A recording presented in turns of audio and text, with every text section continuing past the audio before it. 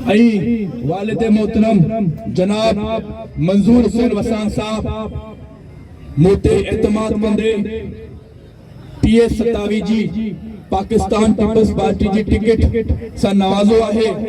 मां उन्हनि जो शुक्रगुज़ार आहियां ऐं रहंदुसि।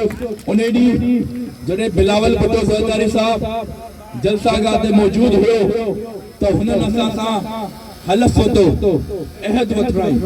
असां वाइदो कयोसीं बिलावल भुट्टो ज़रदारी साहब सां स्टेज ते बीह करे त असां अवाम जी मज़लूम माण्हुनि जी ख़िदमत कंदासीं। छो त जीअं असांजे वॾेरनि रहीम बख्श वसान साहब ऐं मंजूर हुसैन वसान साहब ख़िदमत कई आहे, मूं नौजवान लाइ वॾो सुनहरो मौक़ो आहे त मां तव्हांजी ख़िदमत कयां। इंशाअल्लाह 4 मुंहिंजा एजेंडा आहिनि, 4 मुंहिंजा मंसूबा आहिनि। जॾहिं मां भारी अक़ीदत सां वॾी लीड सां असेंबली में अचां थो त 4 शयूं आहिनि जेकी मां प्रायोरिटी बेसिस ते पंहिंजे हल्के जी आवाम लाइ करणु चाहींदुमि। पहिरियों मुंहिंजो मंसूबो आहे तालीम। तालीम के फरोग करणो आहे, तालीम के वधिक मजबूत करणो आहे। तालीम हिकु वॾो सुतून आहे। असांजो आइन भी इजाज़त ॾे त स्कूल हुते हुजनि ऐं तालीम के वधिक फरोग ॾियो। हाणे तालीम में स्कूल्स की काफ़ी गुंजाइश है, बिल्डिंग्स रिपेयर ऐं रिहेबिलिटेशन की जरूरत है। और मैं समझता हूँ कि जहाँ पे स्कूल्स मौजूद नहीं है वहाँ पे स्कूल्स फराहम करने हैं। दूसरा मेरा एजेंडा है कि हेल्थ सेक्टर को मजबूत किया जाए। हम देखते हैं कि यहाँ पे लोग किम्स हॉस्पिटल जाते हैं, सिविल हॉस्पिटल जाते हैं।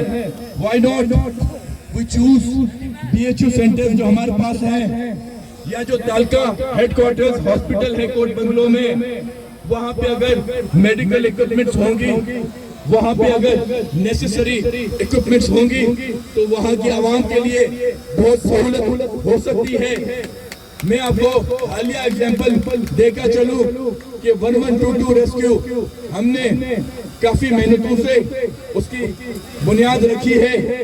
उसकी ओपनिंग सेरेमनी इंशाल्लाह मार्च में होगी। तो वहाँ तहाँ के free medical, free fire brigade ऐं फ्री तहाँ के असां के एम्बुलेंस सहूलत मिलंदियूं।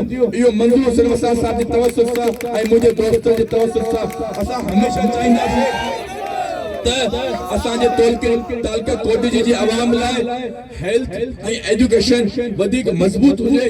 टियों मुंहिंजो जेको मंसूबो आहे वो नौजवाननि लाइ है। पाकिस्तान मुल्क में 65% सैकड़ो नौजवान रहंदा ऐं असां कोशिश कंदासीं त नौजवाननि लाइ कुछ अहिड़ो प्रोग्राम खणी अचो जंहिंसां नौजवान फ़ाइदेमंद थियनि, उन्हनि को मुफ़ीद थियनि।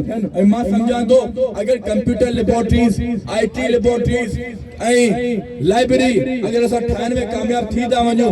हर UC में मूं 2021 में नंढो इक़दाम वरितो हुयो, 6 UC में मूं लाइब्रेरी इफ्तिताह कयो हुयो। पर मां सम्झां थो त हिकु वॾो ग्रैंड, हिकु असां वॾी ग्रैंड लाइब्रेरी ठाहे सघूं था।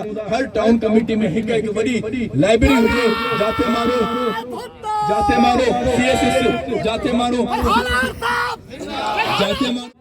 जाते माण्हू CSS की तैयारी करे सघनि, वॾनि एग्ज़ाम्स की तैयारी करे सघनि। ऐं चौथो मुंहिंजो मंसूबो आहे वोकेशनल ट्रेनिंग कोर्स, फ्री हुनर असां सेखारींदासीं। असांजी जेके लेडीज़ आहिनि, जेके असांजी भेनरूं आहिनि ऐं जेके असांजा मर्द हज़रात आहिनि, फ्री अगरि उनखे ट्रेनिंग सेखारींदासीं हू पंहिंजो हुनर उते इस्तेमालु करे सघनि था ऐं जेको बेरोज़गारी जो शर आहे उहो घटि थी सघे थो।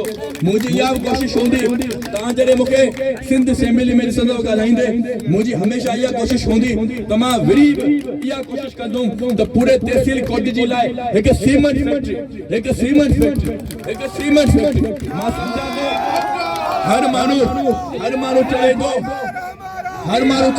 थो।